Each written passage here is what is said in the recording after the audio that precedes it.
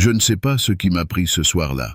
Peut-être que c'était l'énervement, ou juste le besoin de m'éloigner de tout, même si ce n'était que pour quelques minutes.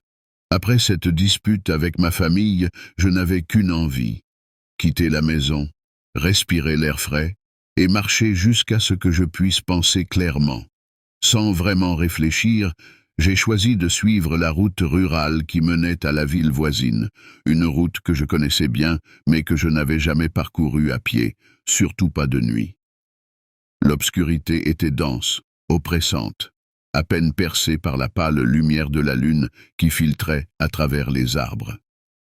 Chaque pas résonnait dans le silence de la nuit, créant une étrange sensation de solitude. Le vent soufflait légèrement, faisant bruire les feuilles, mais à part ça, tout était terriblement calme. Trop calme, en fait. Je marchais depuis peut-être une dizaine de minutes quand j'ai commencé à me sentir mal à l'aise. Il y avait quelque chose d'étrange dans l'air, une tension que je ne pouvais pas expliquer.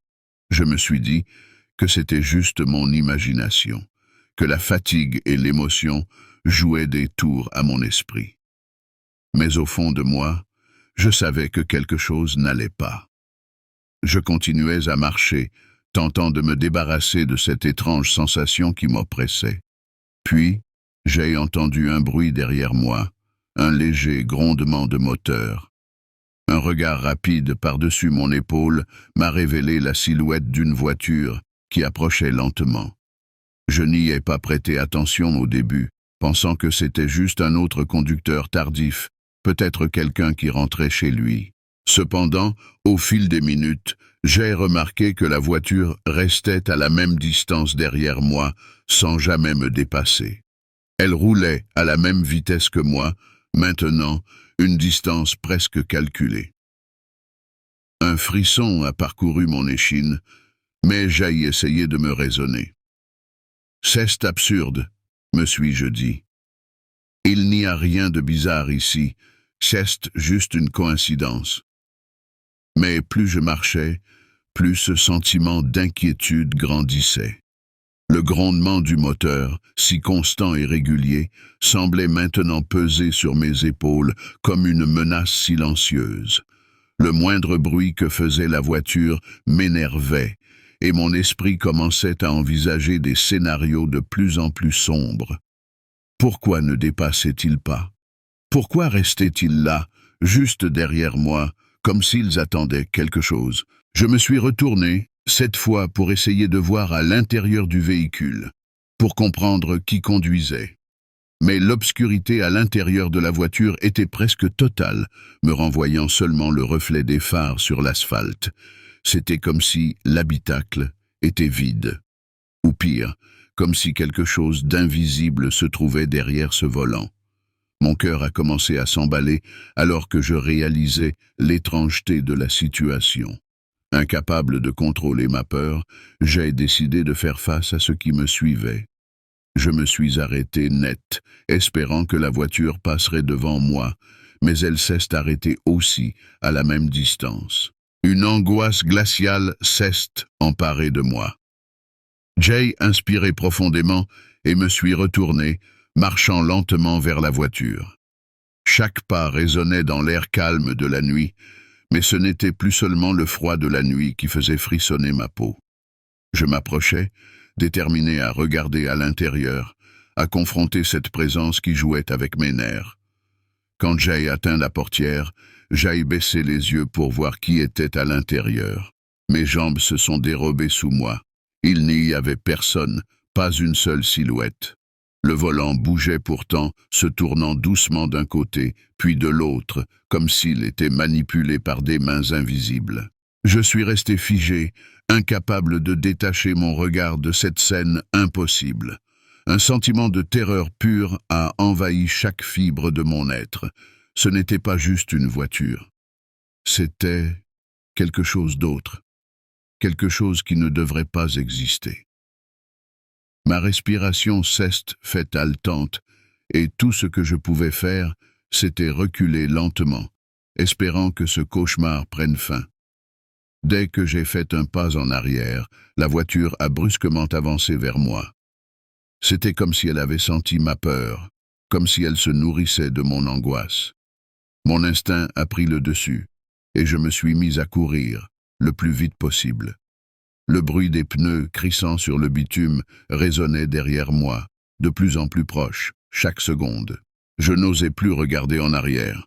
Tout ce que je savais, c'est que le véhicule se rapprochait, inexorablement. Mes poumons brûlaient, mes jambes me faisaient mal, mais la panique me poussait à continuer.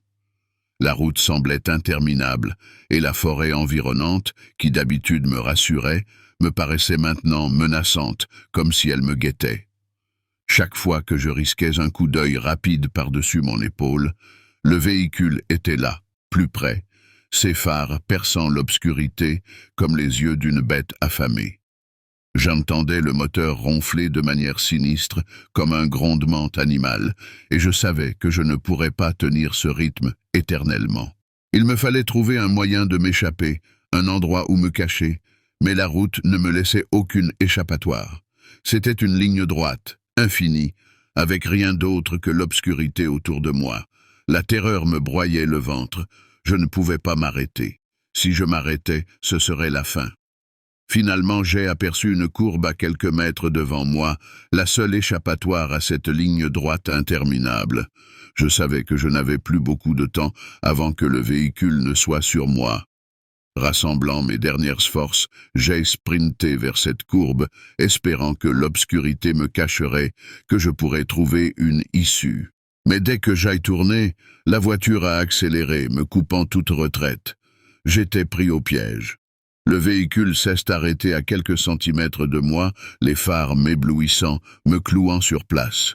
J'ai levé les bras pour me protéger de cette lumière aveuglante, mais rien ne pouvait me préparer à ce qui est sorti du véhicule. La portière s'est ouverte toute seule, lentement, avec un grincement sinistre. Puis, dans l'obscurité du siège conducteur, j'ai vu une silhouette se former, une masse noire qui semblait se matérialiser à partir de l'ombre elle-même. Ce n'était pas humain, c'était une entité, une présence qui dégageait une froideur inhumaine, un mal absolu. Je voulais crier, mais aucun son ne sortait de ma bouche. Mon corps était paralysé par la terreur pure. La silhouette s'est tournée vers moi, et à ce moment-là, j'ai compris que je n'avais jamais eu de chance. Ce qui me poursuivait n'était pas de ce monde, et il n'avait qu'un seul objectif, m'entraîner avec lui dans l'obscurité éternelle. Tout ce que j'ai pu entendre, avant que tout ne devienne noir, c'était le son de mon propre hurlement, répercuté par les arbres autour, et le claquement sec de la portière qui se refermait derrière moi. Hé, si t'es encore là et que t'as déjà des frissons, c'est que t'aimes bien l'histoire, non ? Alors balance un petit like pour soutenir la chaîne et qu'on continue à te filer des sueurs froides. Et surtout, abonne-toi pour rien rater. Parce que les récits flippants, c'est pas fini et tu sais que tu vas en redemander. C'était une de ces nuits où tout semble conspirer pour te faire sentir seul.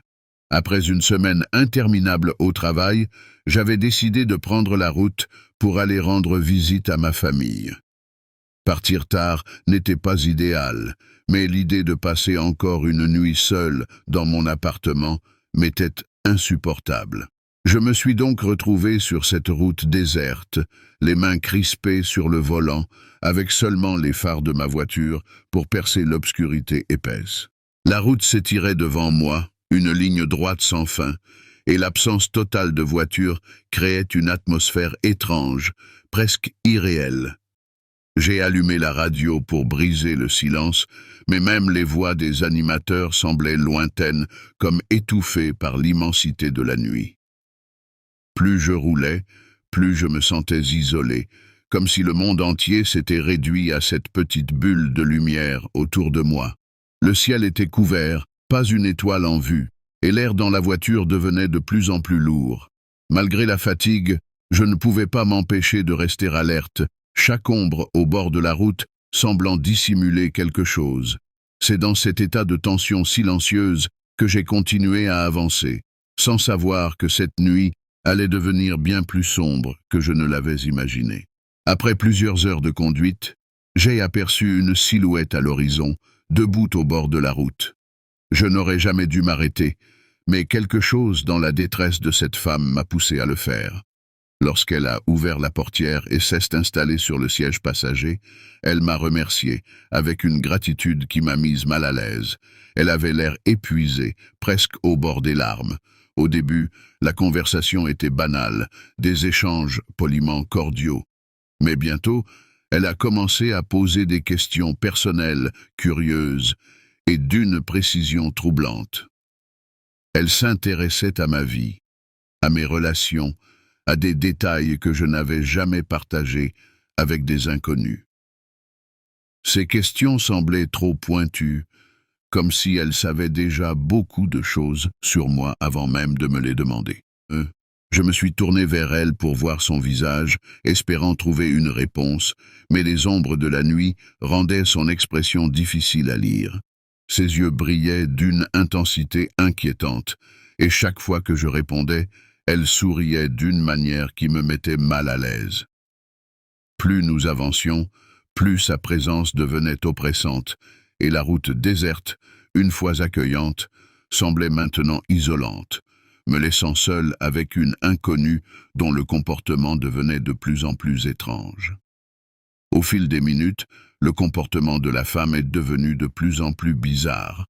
Ses questions n'étaient plus seulement personnelles, mais commençaient à frôler le surnaturel.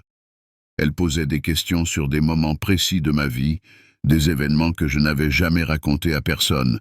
Par exemple, elle savait exactement où j'avais grandi et ce que j'avais fait pendant les vacances d'été de mon adolescence. Je me suis forcé à sourire, mais l'inconfort grandissait. Chaque fois que je lui posais une question en retour, elle esquivait habilement, répondant par des généralités ou en changeant de sujet. Son rire, parfois soudain et inapproprié, résonnait de manière étrange dans l'habitacle. Il n'était pas seulement dérangeant, il semblait avoir une qualité presque éthérée, comme s'il provenait d'une autre dimension. Je commençais à transpirer, les mains tremblantes sur le volant. Je regardais la route avec intensité, essayant de rester concentré tout en cherchant un signe de civilisation où je pourrais me débarrasser de cette présence malaisante. Le silence pesant entre ses remarques et mes réponses était lourd, presque palpable. Chaque éclat de rire ou murmure inquiétant me faisait redouter le pire, me demandant si j'avais pris une décision désastreuse en lui offrant cette aide. En approchant d'un poste de service au bord de la route, un espoir de soulagement est né en moi. Je me suis arrêté à la station, mon cœur battant la chamade, espérant que cet endroit me permettrait de me débarrasser de cette femme étrange. Je lui ai demandé de sortir, essayant de cacher mon anxiété derrière un sourire forcé. Mais avant même que je puisse comprendre ce qui se passait, elle avait disparu. Je suis sorti de la voiture, cherchant désespérément des signes de sa présence, mais il n'y avait rien. Le poste de service était désert, les lumières clignotantes n'offrant que le silence de la nuit. Quand je suis monté à nouveau dans ma voiture, je l'ai trouvée vide. Pas de traces d'elle, mais je pouvais sentir une présence oppressante. Les portes étaient verrouillées et les fenêtres fermées, mais j'avais l'impression qu'elle était toujours là, quelque part, invisible mais tout à fait réelle. Je suis monté dans ma voiture, tremblante, et j'ai démarré le moteur avec difficulté. Chaque bruit, chaque souffle du vent semblait être un écho de la femme qui avait disparu. Les phares se sont allumés et j'ai pris la route, mais la peur me paralysait. La présence de la femme semblait se faire sentir encore plus intensément à mesure que je m'éloignais du poste de service. L'atmosphère était devenue oppressante et je savais que quelque chose de terrible m'attendait encore. La route semblait interminable. Chaque minute qui passait amplifiait ma terreur, car la présence de la femme se faisait de plus en plus pesante. Des bruits étranges résonnaient dans la voiture, des murmures indistincts, des éclats de rire nerveux et des chuchotements presque imperceptibles.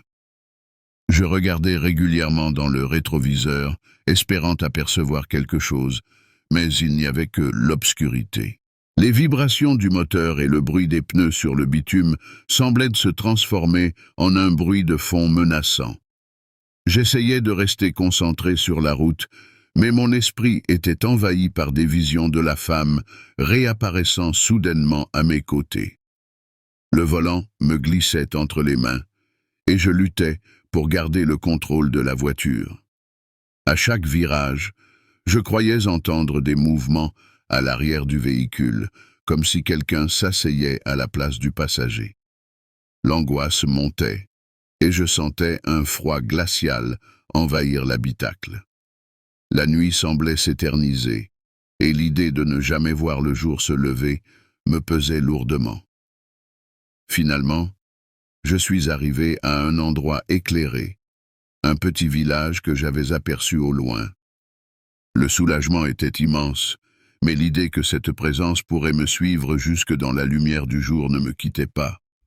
Je savais que, malgré ma survie apparente, la véritable terreur ne faisait que commencer. Tout a commencé comme une simple escapade entre amis, une virée vers un festival dont on avait entendu parler des semaines auparavant. On était 4 dans la voiture et l'excitation régnait. Le trajet devait être long, mais ça ne nous dérangeait pas. On avait prévu de la musique, des blagues et de quoi grignoter pour rendre la route moins monotone. Le paysage défilait sous nos yeux, la route s'étendait à perte de vue, coupant à travers des bois sombres et des champs déserts. Plus on avançait, plus le silence extérieur devenait oppressant, contrastant avec notre bonne humeur. Il n'y avait presque aucune autre voiture sur cette route isolée, et à un moment, Jay commençait à avoir une étrange sensation, comme si quelque chose nous suivait ou nous observait.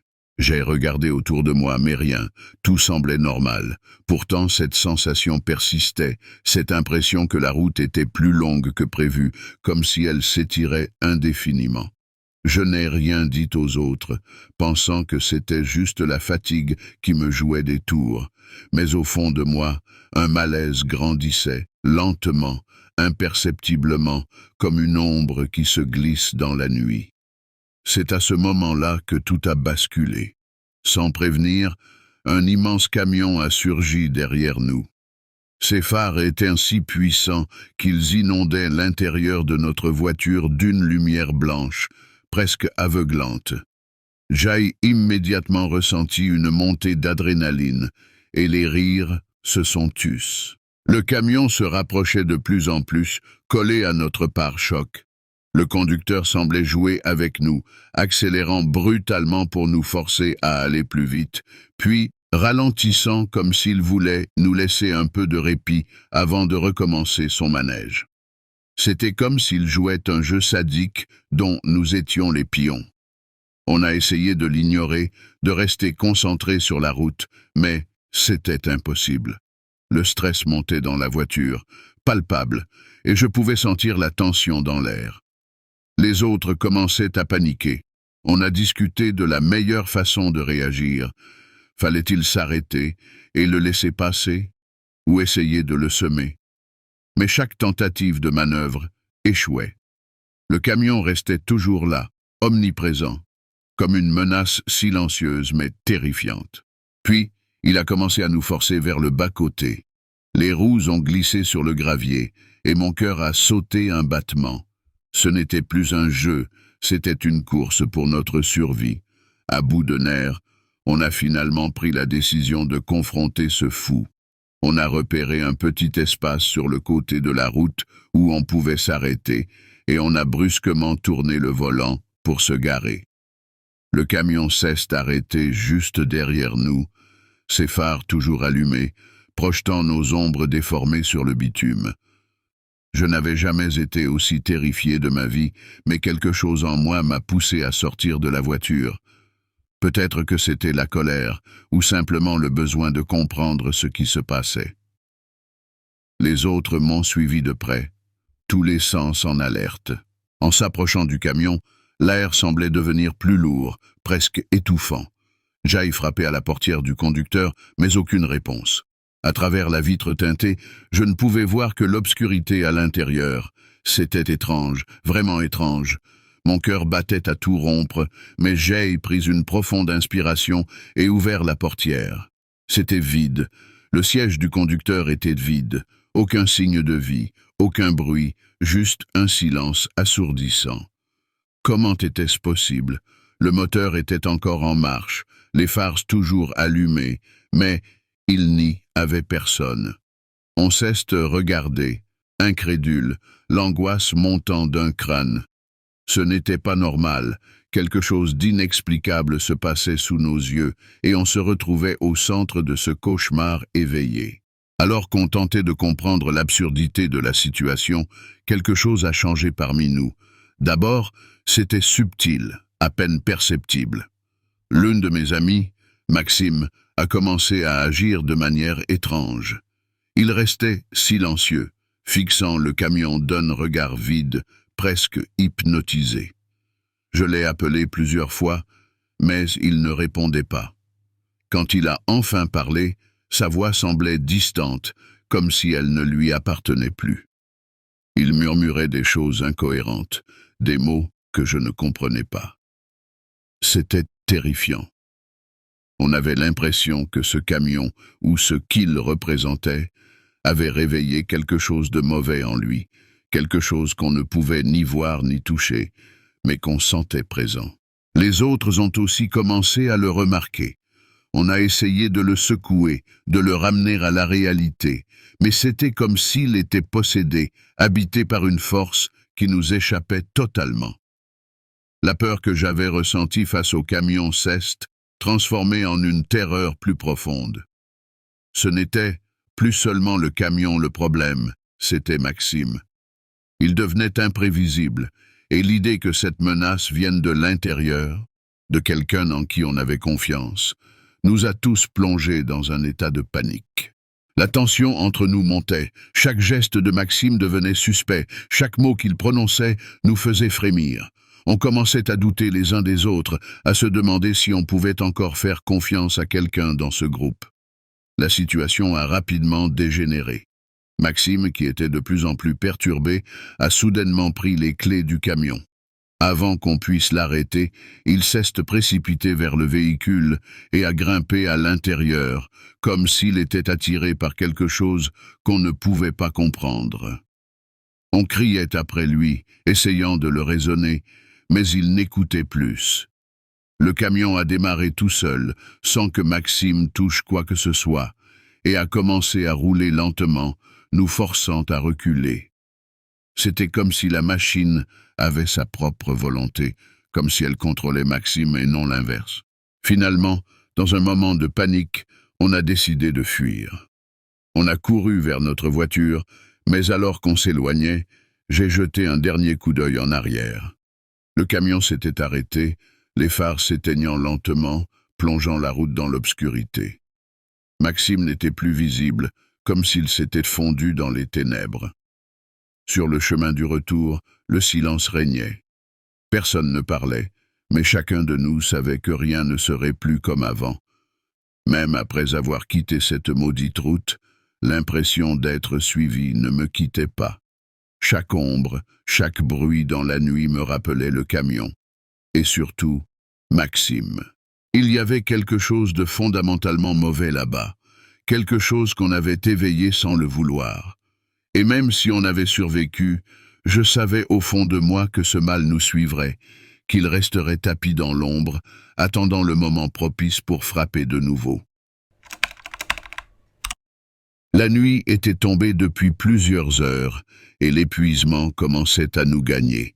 Cela faisait 5 heures que nous étions sur la route, et chaque kilomètre semblait s'étirer à l'infini. On roulait en silence, les yeux lourds, lorsque des lumières clignotantes ont attiré notre attention. Une petite lanchonnette au bord de la route. C'était comme une lueur d'espoir dans cette obscurité oppressante. On a décidé de s'arrêter, ne serait-ce que pour quelques minutes. Dès que nous avons coupé le moteur et que je suis sorti de la voiture, j'ai senti une atmosphère étrange. L'endroit semblait hors du temps. avec son enseigne rétro qui clignotait faiblement. À l'intérieur, tout était impeccablement propre, mais il y avait quelque chose de bizarrement immobile, comme si le lieu n'avait pas changé depuis 10 ans. On s'est installé à une table près de la fenêtre, pensant simplement à un café rapide pour nous réveiller. Mais en regardant autour de moi, je ne pouvais m'empêcher de sentir que quelque chose clochait, même si je ne pouvais pas encore dire quoi. Au début, tout semblait normal. Le serveur est venu prendre notre commande, mais il parlait à peine, se contentant de noter ce qu'on demandait, sans un mot de plus.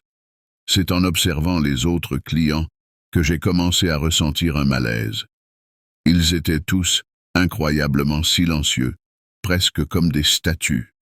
Personne ne parlait, personne ne bougeait vraiment, à part pour porter leur fourchette à la bouche de manière mécanique. Il y avait quelque chose d'étrange dans leurs regards aussi. Ils fixaient leurs assiettes ou un point fixe devant eux, comme s'ils étaient absents, complètement détachés de ce qui les entourait. J'ai échangé un regard inquiet avec mon partenaire, qui semblait avoir remarqué la même chose. On chuchotait à voix basse, se demandant ce qui se passait. Chaque minute passée dans cette lanchonnette rendait l'atmosphère plus lourde, presque oppressante. Et puis, un détail m'a frappé. Les clients mangeaient, mais aucun d'eux ne semblait vraiment savourer leur repas. C'était comme s'ils faisaient ça par obligation, sans aucune émotion. Le bruit des couverts contre les assiettes résonnait dans le silence, créant une ambiance de plus en plus sinistre. L'atmosphère devenait de plus en plus étrange, et l'inconfort que je ressentais ne faisait qu'empirer. Après avoir essayé de faire abstraction de la situation, nous avons finalement décidé qu'il était temps de partir. Nous avons payé notre addition, et je me suis dirigé vers la porte, espérant simplement quitter ce lieu qui me mettait mal à l'aise. Mais dès que nous avons franchi le seuil, nous avons découvert que quelque chose n'allait pas. La porte par laquelle nous étions entrés était maintenant fermée, comme scellée. On a essayé de la pousser, de tirer sur la poignée, mais rien n'y faisait. En panique, nous avons essayé les autres sorties, mais chaque porte nous menait soit à une autre partie de la lanchonnette, soit se révélait être une impasse. Les couloirs semblaient se multiplier et se tordre, comme si la lanchonnette se jouait de nous. À chaque fois que nous pensions avoir trouvé une issue, nous nous retrouvions au même endroit, ou pire, nous tombions sur des parties de la lanchonnette que nous n'avions jamais vues auparavant. La frustration et la peur augmentaient à chaque instant. La sensation d'être pris au piège dans un labyrinthe sans fin était insupportable, et le silence oppressant n'arrangeait rien. En cherchant désespérément une issue, nous avons décidé d'explorer plus en profondeur la lanchonnette. Nos pas résonnaient dans les couloirs déserts, amplifiant notre sentiment de malaise. Nous avons découvert une porte discrète, à peine visible derrière un rideau décoloré. En l'ouvrant, nous avons trouvé un petit bureau caché, dont les murs étaient recouverts de photos anciennes et de documents jaunis. À mesure que nous examinions les photos, un frisson glacé m'a parcouru. Elles montraient des clients de la lanchonnette au fil des années, mais quelque chose clochait. Tous les visages semblaient figés dans des expressions vides, comme des mannequins. Et au bas de chaque photo, il y avait des annotations en lettres rouges, avec des noms de personnes suivis de dates. Les noms étaient de plus en plus récents, et certaines photos semblaient même montrer des personnes que nous avions vues plus tôt, mais qui n'étaient plus là. La découverte la plus terrifiante était une liste de « plats du jour » épinglés au mur, avec des intitulés qui nous ont glacé le sang. Il y avait des noms humains, suivis de descriptions détaillées, comme si les clients étaient transformés en mets. C'était comme un rituel macabre où les gens étaient non seulement pris au piège, mais devenaient partie intégrante du menu de ce lieu sinistre. Nous avons compris que la lanchonnette n'était pas un simple restaurant, mais une prison pour ses clients, transformée en nourriture pour d'autres. L'horreur de notre découverte a été suivie d'une panique incontrôlable. Nous avons tenté de quitter le bureau, Mais à peine avions-nous passé la porte que les clients silencieux commencèrent à bouger lentement vers nous. Leurs visages, auparavant figés, étaient maintenant marqués par une expression menaçante. Il était clair qu'ils n'étaient pas simplement des témoins passifs de ce qui se passait. Ils étaient impliqués, et leur comportement inquiétant prenait une tournure de plus en plus menaçante. En essayant de fuir, nous avons été confrontés à des portes qui semblaient se déplacer ou disparaître, et le labyrinthe de la lanchonnette semblait changer autour de nous. Les clients se rapprochaient, leurs mouvements devenant de plus en plus coordonnés et déterminés. Chaque fois que nous tentions de trouver une issue, nous étions ramenés à notre point de départ ou confrontés à de nouvelles menaces. Finalement, en désespoir de cause, nous avons décidé de nous battre pour notre survie. Nous avons cherché des objets dans le bureau pour nous défendre, et la confrontation avec les clients est devenue inévitable. Dans un dernier effort, nous avons réussi à ouvrir une porte de service qui semblait donner sur l'extérieur. Mais au moment où nous franchissions le seuil, j'ai eu l'impression que quelque chose nous suivait. Nous avons couru vers notre voiture, nos cœurs battant la chamade. Alors que nous nous éloignions, je jetais un dernier regard en arrière. La lanchonnette était désormais sombre et silencieuse, comme si elle avait attendu notre départ. L'impression de danger persiste même après avoir quitté ce lieu maudit, et je sais que le souvenir de ce que nous avons vécu là-bas ne nous quittera jamais vraiment. La peur de devenir une partie du menu de cette lanchonnette hante encore mes nuits. Je suis un homme comme les autres, rien de particulier. Et ce soir, je me retrouve seul au volant, parcourant une route montagneuse et déserte. La journée a été longue, remplie de réunions et de discussions épuisantes. Maintenant, tout ce que je souhaite, qu'est rentrer chez moi, m'échapper de cette fatigue qui me pèse et retrouver le confort de mon lit. La route devant moi est sinueuse, plongeant dans l'obscurité la plus totale.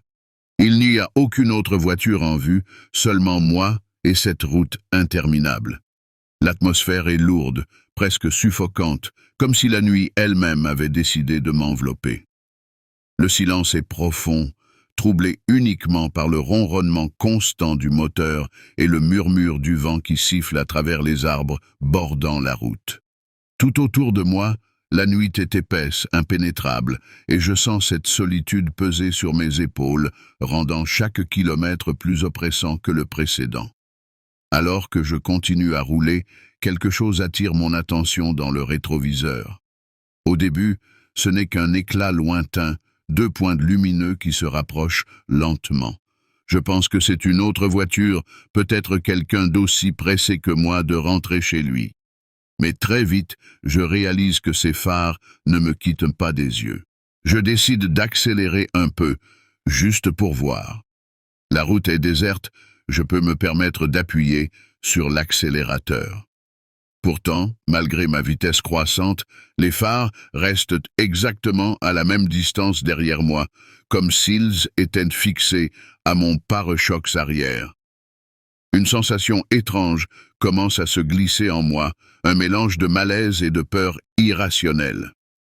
Je regarde à nouveau dans le rétroviseur, essayant de distinguer la silhouette du véhicule, mais tout ce que je vois, ce sont ces 2 lumières blanches qui me suivent sans relâche.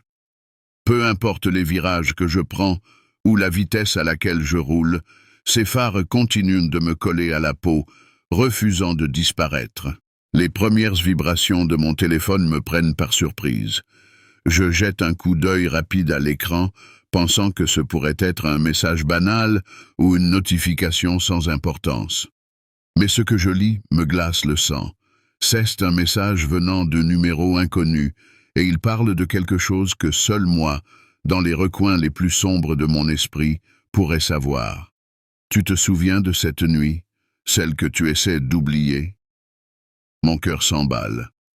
Comment quelqu'un pourrait-il connaître ce secret? Un secret que j'ai enterré si profondément que j'aie parfois l'impression qu'il appartient à une autre vie, à une autre personne. Les souvenirs que j'ai essayé d'effacer commencent à refaire surface, et avec eux, une peur sourde, presque primitive. Les messages continuent d'arriver, chacun plus dérangeant que le précédent. Ils évoquent des peurs que je croyais avoir surmontées, des erreurs que j'avais enfouies dans les abysses de ma mémoire.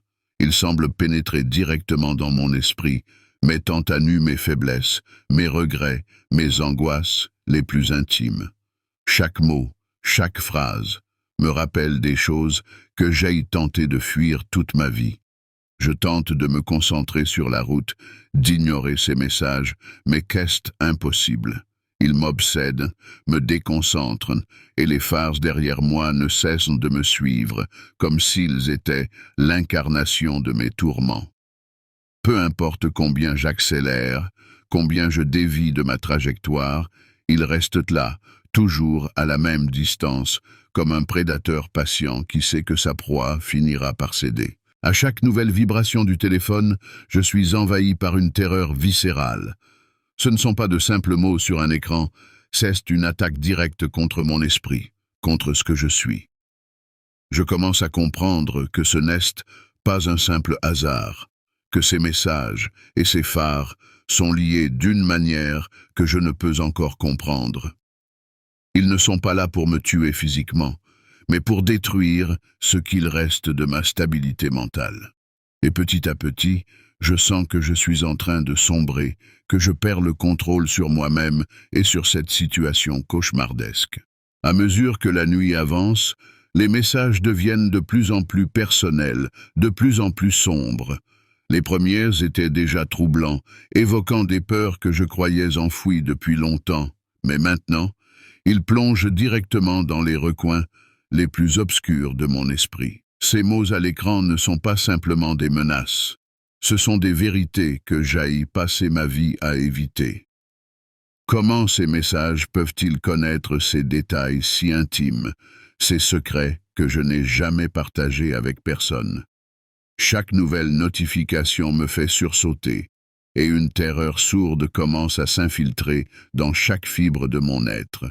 Le plus perturbant, c'est que les messages commencent à faire remonter des souvenirs que j'avais réprimés depuis des années. Des événements de mon passé que j'avais soigneusement rangés, verrouillés derrière des portes mentales que je ne voulais jamais rouvrir. Je me souviens de cette nuit où j'ai fait quelque chose de terrible, quelque chose que je n'ai jamais pu admettre, même à moi-même. Et voilà que, soudainement, ce souvenir refait surface, dans des mots froids et clairs, s'affichant sur mon écran comme une sentence. Je réalise alors que ce n'est pas un simple jeu de hasard. Il y a une connexion profonde, presque surnaturelle, entre ce qui se passe sur cette route et ce que j'ai vécu. Ces phares, ces messages, ils ne sont pas là par accident.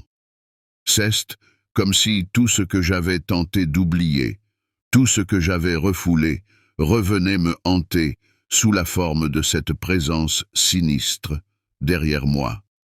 Les messages ne cessent de se faire plus précis, comme s'ils sondaient directement dans les tréfonds de mon âme, dévoilant des choses que j'aurais préféré laisser enterrer à jamais.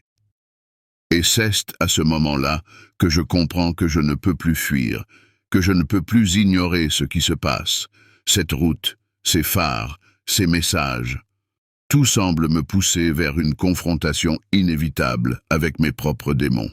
Je sens mon cœur s'accélérer, le souffle se faire plus court. La réalité de la situation m'écrase, et je comprends que ce n'est pas juste une question de m'enfuir ou de trouver une issue. Il s'agit de faire face à ce que j'ai fui toute ma vie.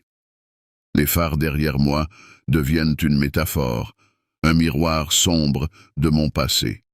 Et je réalise avec horreur que la seule façon de m'en débarrasser est de plonger dans cette obscurité, d'accepter ce que j'ai toujours redouté de regarder en face.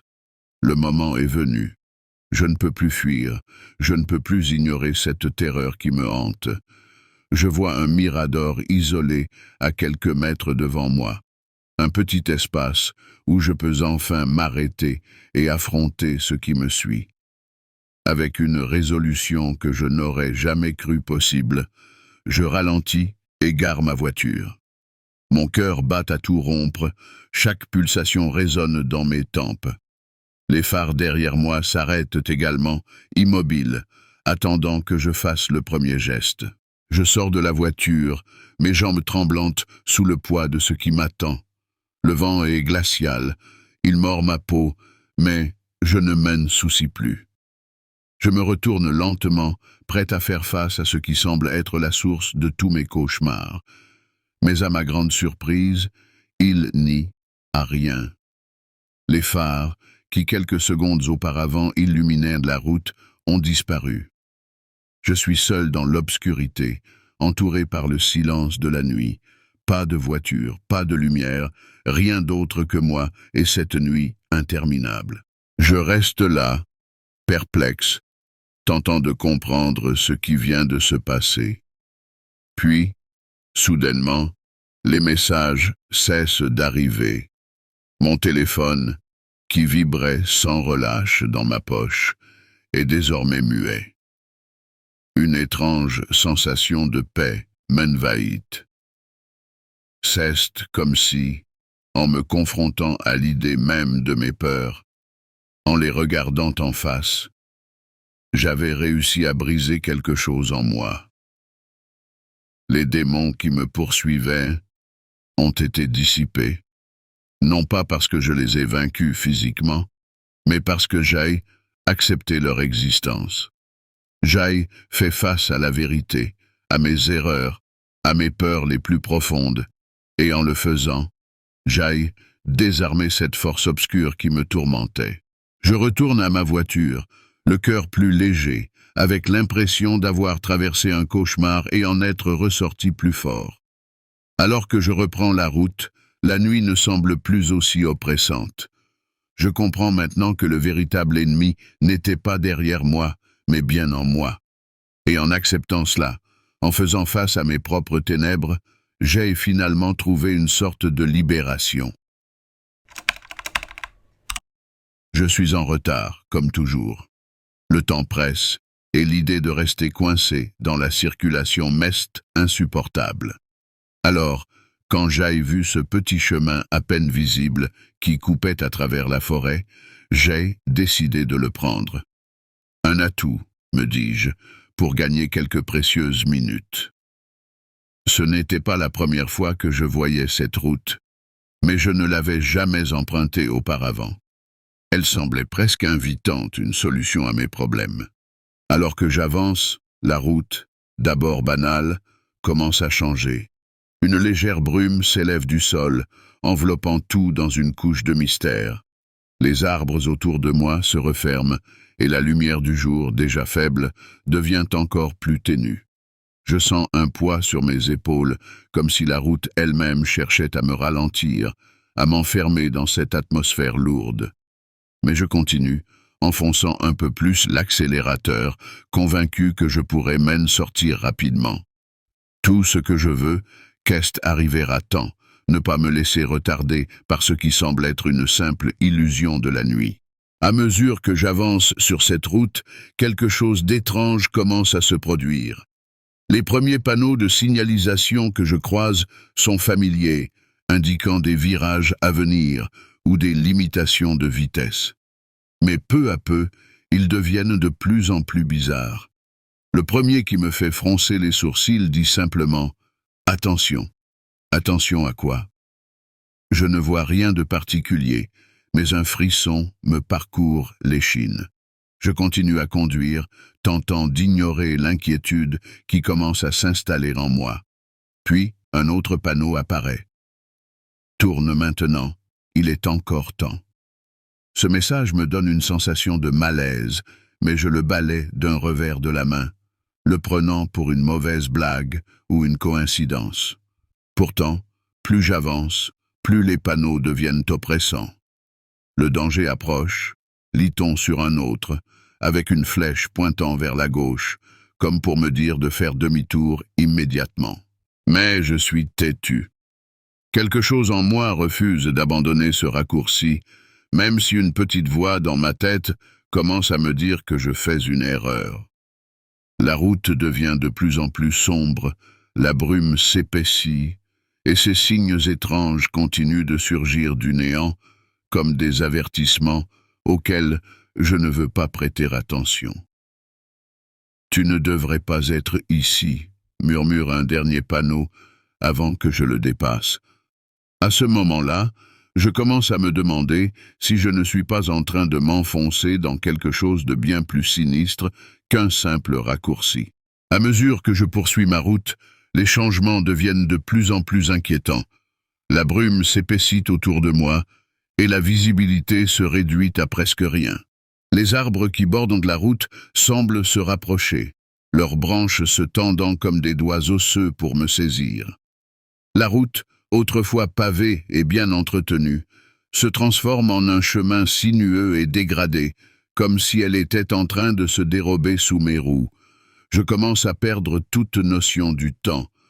Ce qui aurait dû être un trajet rapide se prolonge indéfiniment. Les heures semblent se dilater et se contracter, rendant chaque minute interminable. Les panneaux de signalisation que je crois voir se déforment dans la brume, se tordant en forme grotesque, comme si la réalité elle-même était en train de se désintégrer. Je me sens pris au piège dans un espace où le temps et l'espace ne semblent plus suivre les règles que je connais. Les ombres dans la brume prennent des formes étranges et menaçantes, et je commence à avoir l'impression que quelque chose m'épie à travers le brouillard. Je suis seul, complètement isolé, et l'angoisse grandit avec chaque tournant que je prends. La route, au lieu de me mener vers ma destination, semble me conduire plus profondément dans une sorte de limbe où tout est déformé et étrange. Il n'y a plus de repères, plus d'indications claires, juste une progression interminable dans un monde devenu presque irréel. Alors que je poursuis ma route dans cette nébuleuse irréelle, des souvenirs enfouis commencent à remonter à la surface. La brume et l'obscurité semblent agir comme des catalyseurs, réveillant des fragments de mon passé que j'avais soigneusement enterrés. Je vois des scènes de ma jeunesse, des moments de ma vie que j'avais presque oubliés. C'est comme si la route elle-même m'obligeait à affronter mes propres démons. Des images se déroulent devant moi, des souvenirs de décisions que j'ai prises et de regrets que j'ai longtemps cachés. Je me souviens d'une nuit particulièrement sombre où j'ai pris une décision que je savais être incorrecte, une décision qui a eu des conséquences dévastatrices. Ces souvenirs sont si vivants que j'ai l'impression de les revivre en temps réel, comme si je marchais à nouveau dans ces moments de ma vie. Le sentiment de culpabilité et de honte est écrasant. Je comprends maintenant que cette route, ce chemin étrange, n'est pas simplement un raccourci, qu'est une manifestation physique de ma propre culpabilité, une épreuve que je dois traverser pour affronter mes erreurs. Les paysages qui défilent sont les reflets de mon âme, et la seule manière d'échapper à ce labyrinthe est d'accepter la vérité sur ce que j'ai fait et d'affronter le poids de ma propre conscience. Chaque virage semble me mener plus profondément dans ce voyage intérieur, où le temps et l'espace sont fluides et déformés. Je suis pris au piège dans un tourbillon de souvenirs douloureux, et je sais maintenant que je dois faire face à ces réalités pour espérer trouver une issue à cette route infernale. Je ne peux plus continuer ainsi. La route semble sans fin et les souvenirs torturants deviennent de plus en plus intenses. Je comprends que la seule façon de sortir de cet enfer est d'affronter directement ce que je fuis depuis si longtemps. Je décide donc de m'arrêter. Je gare la voiture sur le bas-côté, la brume tourbillonnante autour de moi comme une étreinte glaciale. Je sors du véhicule, le sol est boueux sous mes pieds, et je me retrouve face à une scène de ma mémoire que j'avais espéré oublier. Les images de cette nuit maudite, où j'ai pris une décision fatidique, apparaissent devant moi comme des projections d'un film douloureux. Je revis chaque détail, chaque erreur, chaque moment où Jai ignorait la voix de ma conscience. Je me force à affronter cette vérité, à accepter la part de responsabilité qui me revient. Le poids de ma culpabilité est énorme, mais je sais que c'est la seule manière de briser le cycle. Alors que je fais face à mes actes, quelque chose commence à changer. La brume se dissipe lentement et les paysages déformés autour de moi commencent à retrouver une forme plus familière. La route redevient plus claire et le sentiment d'oppression commence à se relâcher. Finalement, je me retrouve de nouveau sur une route normale, la brume ayant disparu comme par enchantement. Je suis épuisé, mais un sentiment de paix étrange m'envahit. En affrontant la vérité et en acceptant mes erreurs, j'ai brisé le lien entre moi et cette route infernale. Je reprends ma route, conscient que cette épreuve m'a transformé, que j'aille enfin trouver une forme de rédemption. Merci d'avoir suivi cette histoire jusqu'à la fin. Si elle t'a donné des frissons, n'oublie pas de lâcher un like et de t'abonner pour d'autres récits qui te feront regarder par-dessus ton épaule. Et si tu as une histoire effrayante à raconter, envoie-la nous. Elle pourrait bien apparaître sur la chaîne. On se retrouve pour le prochain frisson.